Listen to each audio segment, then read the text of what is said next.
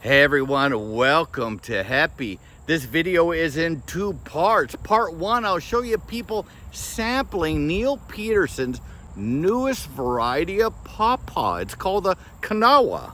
Oh wow, that skin is wild, Neal. The tasting was totally ad hoc. We're at the 2025 International Pawpaw Conference. I just happened to be sitting next to Neal, and he very gently starts pulling pawpaw out of this bag, and very gently some plates. We start cutting into a newest variety of pawpaw, and you're going to hear a couple of classic individuals describing its flavor. Part two of this video shows Neal Peterson unveiling his newest variety of pawpaw at the International Conference. That unveiling happened the day before. I took KSU's video, it's about 15 to 19 minutes long, and I boiled it down to the essential parts. Now let's get off to taste testing a brand new Neal Peterson cultivar, and you'll be there at ground zero. Welcome to Happy. It was on the tree so they wouldn't fall on the ground and be carried off by animals. That little spot held a fruit that properly ripened and fell. So let's just see what one. Here he comes, right? And it looks like a beautiful potato, doesn't it? So, It's yellow. so that's the inside of one that was picked too soon. Can you show the inside? Tilt that a little bit so I know it's you. Something to do with you, okay? All right. There's my hand. I got the face. I think in no particular order we're doing this. Again, let's pass these around so people can decide what they think of the skin. Wow, smells excellent. Well, it has a smell. Yes. Oh yeah, this is kind of firm.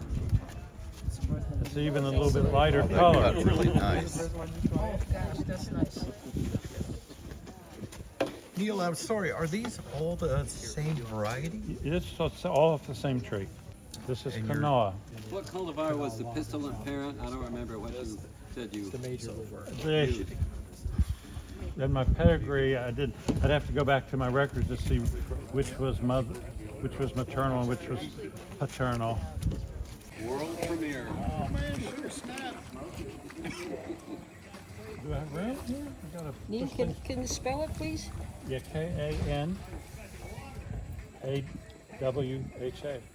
You'll look at it, you probably think Kanawha, but it's an Indian name and it's Kanawha.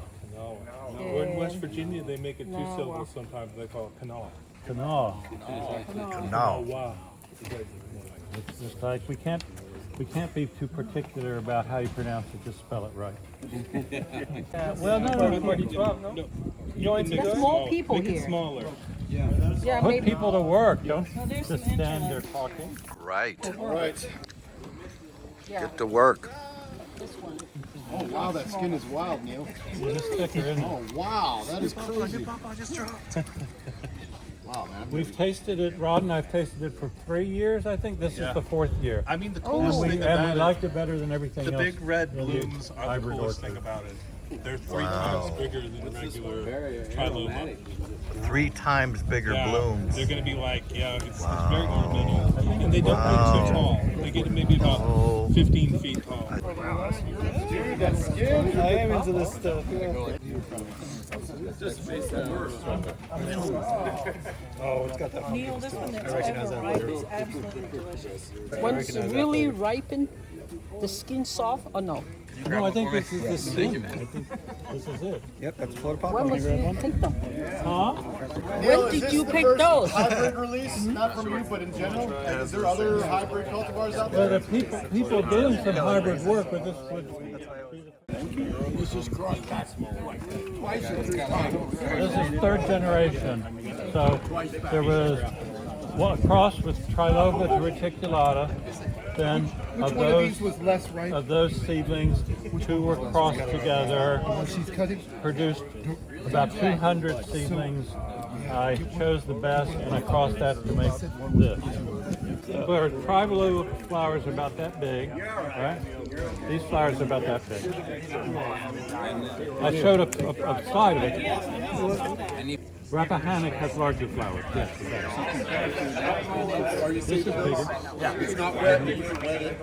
So I think it's kind of it's interesting for that reason. But the pulls on and give me a signature here. It's got one on one side, maybe you on the other side.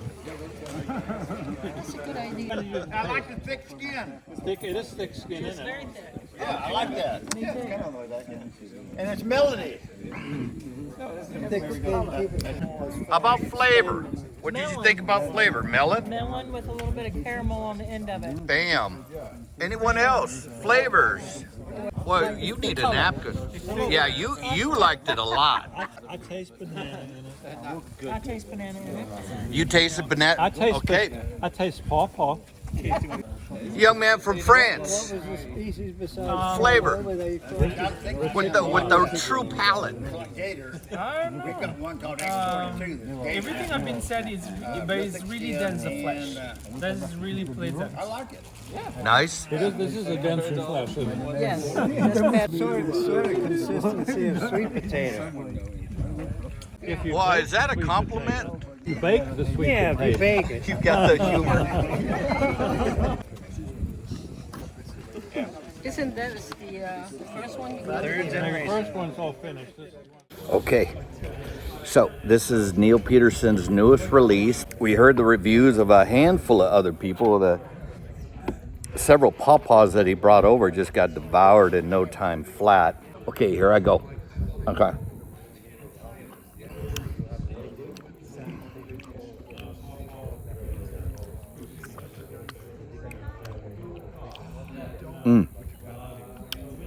Very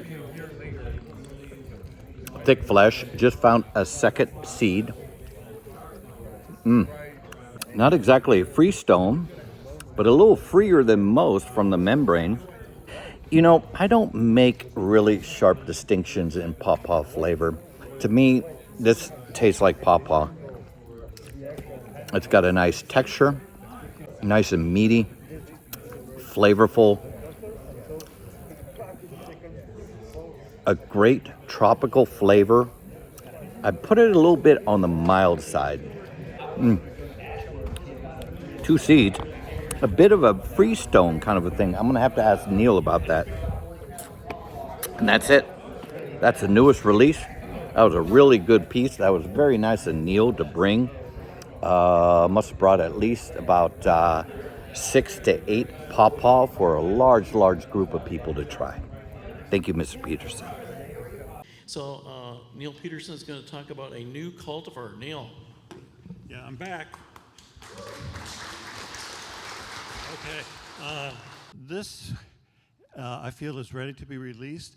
So this is another of Rod's and my model of assigning river names to our pawpaws, which recognizes them as being Native North American, and also very closely tied to the culture of Native Americans. I'll show you geographically. This is West Virginia. So the dark blue is the Kanawha River. This yellow area is the watershed of the Kanawha River. It starts where its headwaters are in North Carolina, and it crosses the Blue Ridge Mountains to go to the Mississippi River, an ancient river that was here before the ice ages arrived. This river is the Taze River, but it's extinct because when the glaciers came down from the north, they obliterated the river. The river found a new course, which is now the Ohio River. And it used to run, that's where I grew up in the town of St. Albans, right at that point. And before the ice ages, the Taze River ran through there, and it ran up to Chillicothe and almost to Columbus and across. Interesting. Enough geography. Years ago, I got started in my work. I was going to breed for fruit, and we know that made good progress on fruit breeding. It was invaluable help I received from universities, first from the University of Maryland and now from West Virginia University. So that was my first interest, was in the fruit to select for improved fruit qualities, From the beginning, as I do my library research, I knew about other species which are referred to as dwarf pawpaws, well, because they're much shorter than triloba. And with the exception of probably parviflora, which grows along the Atlantic coast, coastal plain, the Gulf coastal plain, they're all growing in Florida. They have these interesting traits of being small, so it might be possible through generations of breeding to have a smaller stature pawpaw. The problem is those southern species are tender. They're just not hardy north of southern Georgia. I made the acquaintance of Dr. Norman. She sent me pollen of she's in Florida. She sent me pollen from reticulata and some other species. The pollen crossed very easily onto triloba. This is kind of a wonderful thing about the genus, is it has very few barriers in cross-pollination. The first generation of hybrids were all hardy in Maryland and West Virginia, that latitude. Subsequent, as the genes reassort in subsequent generations, the tenderness genes start to show. So like in the second generation, 25% of the seedlings couldn't survive our winters. So this was out at the Y, which is orchard number 1. There were 12 F1 hybrids that were grown. They were all hardy. They were intermediate in size and in leaf size.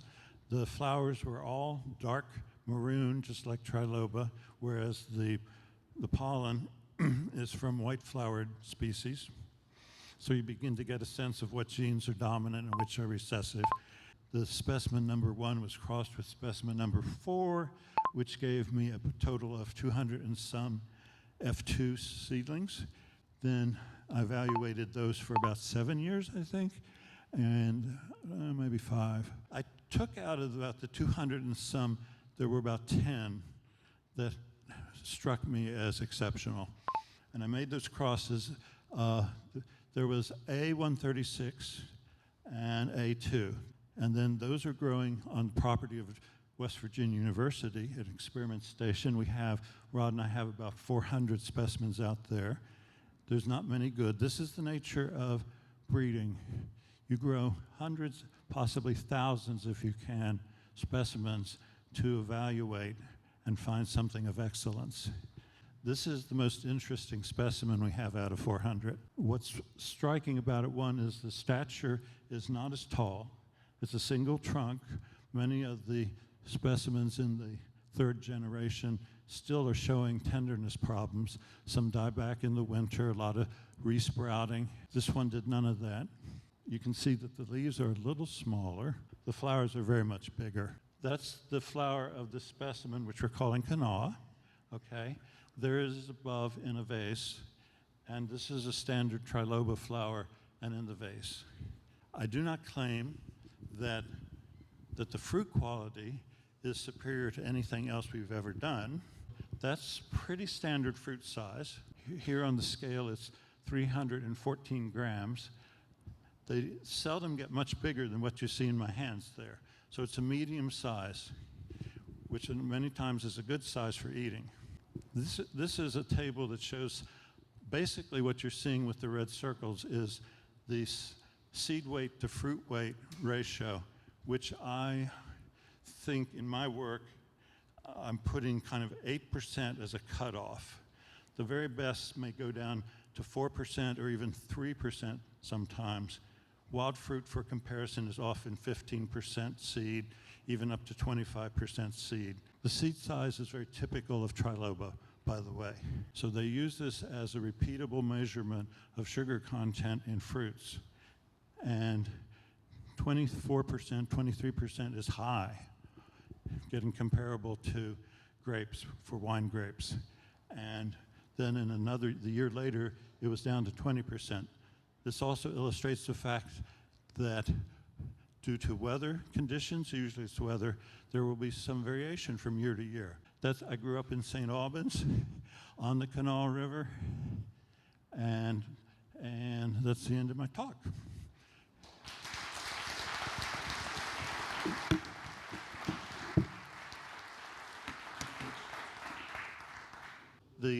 Those Florida pawpaws, the fruits are much smaller than a plum. Mm-hmm. They're just about 3 inches long Okay. And the percentage of, first of all, the flavor of those is barely edible. It's edible, insipid. It doesn't make you want to go taste another one. It's mostly seed. Do you have any guidance on production potential, susceptibility to diseases, and hardiness, please? It's not highly productive. Would be, I would say, medium. The fruit is medium size, as you saw. It doesn't seem more susceptible. It just seems typical in all regards. It's like the Phyllus sticta and those diseases. Hardiness. It's perfectly hardy where we are at the latitude of Harper's Ferry, West Virginia. I'm in northern Louisiana. It's very difficult to find a cultivar that doesn't get sun scalded. Very tough environment to grow in. Oh. Would you say this would be an ideal with the reticulata? That has to be tested. Okay. Yeah. All right. Maybe it's a little more. A little more hardy for that environment, I would imagine. Maybe it takes the sun better. Okay. Be interesting. Thanks. Great. Well, let's thank Neal. Thanks KSU for providing the master video.